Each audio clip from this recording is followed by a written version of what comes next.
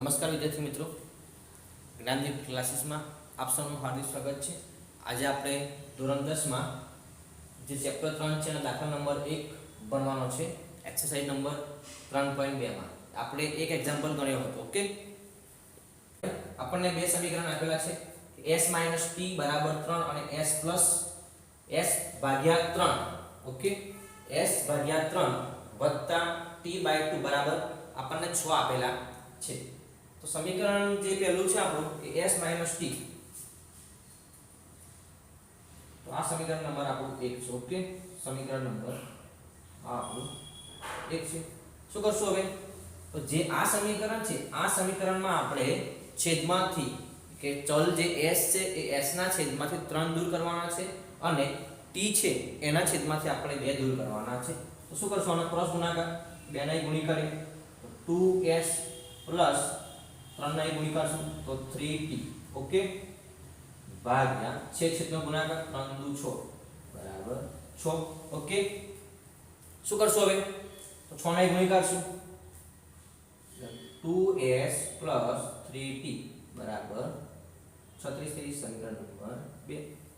હવે આ જે એક્ઝામ્પલ છે એ આદેશની રીતથી આપણે ગણવાનો છે। એટલે શું કરશું હવે કે આપણે જે s છે ચલ અને t ચલ છે એ બંનેમાંથી કોઈ એક ચલને આપણે આદેશ લઈશું। તો હું સમીકરણ 1 છે આપણું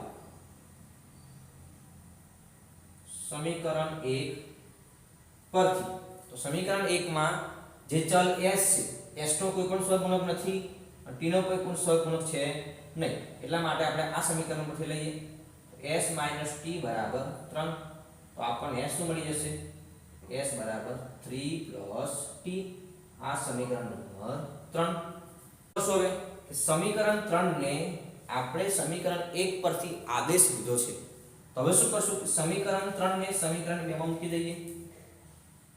તો કે સમીકરણ 3 ને સમીકરણ 2 માં મૂકતા સમીકરણ 2 લખીએ 2s + 3t બરાબર 36 છે। 2 એમ ના s કેટલા છે આપણે મળ્યા 3 + t વત્તા 3t બરાબર 36 છે। ઓકે, ગુણાકાર કરશો, 3 દુ 6 વત્તા 2 * t એટલે 2t પ્લસ 3t બરાબર 36। તો હવે આ જે 6 પ્લસ છે એ 6 ક્યાં આવશે? જમણી બાજુ તો શું થઈ જશે? માઈનસ થઈ જશે। તો આપણને મળે શું?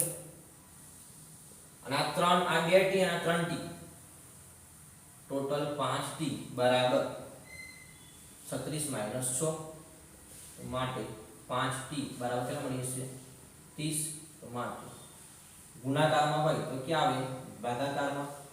તો આપણને t મળી જશે 6 × 5 = 30 અથવા 5 × 30। તો આપણને t મળી ગયા। હવે આપણે શું શોધવાનું છે? s શોધવાનું। તો આપણને s આપેલા જ છે, આદેશ લીધો હતો t બરાબર 6 ને સમીકરણ 3 માં મૂકતા, તો સમીકરણ 3 છે 3 + t, s બરાબર 3 + t માટે s બરાબર 3 + t કેટલા મળે આપણને? 6। s બરાબર કેટલા મળશે? 9। તેથી આપણો ઉકેલ શું મળ્યો? તેથી આપેલ સમીકરણનો ઉકેલ s બરાબર 9 અને t બરાબર કેટલા મળે? 6 મળે છે।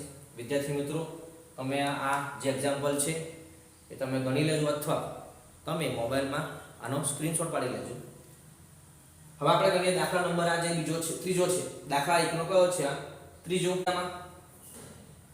ચાલો આપણે મેં તમને સ્ટાર્ટિંગમાં કોષ્ટક લખાવ્યું હતું કે ગુણોત્તર જોઈએ આપણે કે a1/a2 3 તરી 9, b1/b2 3 × 3 3 તરી 9 એટલે સંપાતી રેખા છે અને જ્યારે પણ રેખા સંપાતી હોય તો તેના ઉકેલ આપણને કેટલા મળશે? તો કે અનંત ઉકેલો મળશે। કેટલા મળશે? અનંત ઉકેલો મળશે। તો આ સમીકરણ નંબર 1 આ સમીકરણ નંબર 2. શું કરશું આપણે સમીકરણ 1 પરથી આદેશ લઈ લઈએ. સમીકરણ 1 પરથી 3x - y = 3. જો શું કરશું આમાં કે જે ચલ એકલો છે એની પાસે કોઈ સહગુણક નથી. એવું પણ છે y છે તો y માઈનસ છે, આ બાજુ આવશે તો પ્લસ થઈ જશે. આ 3 પ્લસ છે, આ બાજુ હશે તો 3 કેવા થઈ જશે માઈનસ. વિદ્યાર્થી મિત્રો ખબર પડે છે ને? જોઈ લેજો શું કર્યું મેં -3 છે માઈનસ y છે, આ બાજુ આવશે તો પ્લસ y થઈ જશે. તો આપણને આ સમીકરણ નંબર 3 મળી ગયું. તો સમીકરણ 3 ને સમીકરણ 2 માં મૂકતા. ઓકે, સમીકરણ 2 લખીએ આપણે 9x - 3y = 9 માટે જ્યાં આપણને y દેખાય છે ત્યાં કેટલા મૂકવાના છે? તો કે 3x - 3 બરાબર કેટલા આપેલા છે આપણને 9. ઓકે, 9x - 3 તરી 9x માઈનસ માઈનસ પ્લસ 3 તરી 9 બરાબર 9. સંખ્યા સરખી છે નિશાની વિરુદ્ધ તો કેન્સલ થઈ જાય. તો આપણને મળે શું 9 બરાબર 9. એનો મતલબ શું થાય કે જે આપણા x હતા આ x ની પ્રત્યેક કિંમત માટે ઉકેલ કેવા મળે? અનંત મળે. તેથી x ની કોઈ પણ કિંમત